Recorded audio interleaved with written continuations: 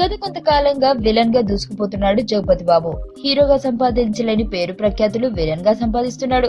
తాజాగా జగపతి బాబు ఓం నమో వెంకటేశాయ చిత్రంలో అతిథి పాత్ర పోషించాడు. అయితే తనకు ఆ సినిమా చేయడం వల్ల బంపర్ ఆఫర్ లభించిందని సంతోషంగా చెబుతున్నాడు జగపతి. ఇంతకీ జగపతి బాబుకి లభించిన బంపర్ ఆఫర్ ఏంటో తెలుసా? అనుష్కతో ఓ పాటలో నర్తించడం. హీరోగా నటించిన సమయంలో ఇద్దరు ముగ్గురు హీరోయిన్లతో సరసాలు ఆడేవాడు. కానీ విలన్ గా మారిన తర్వాత పాపం ఆ ఛాన్స్ జగపతి బాబుకు ఎక్కడుంది?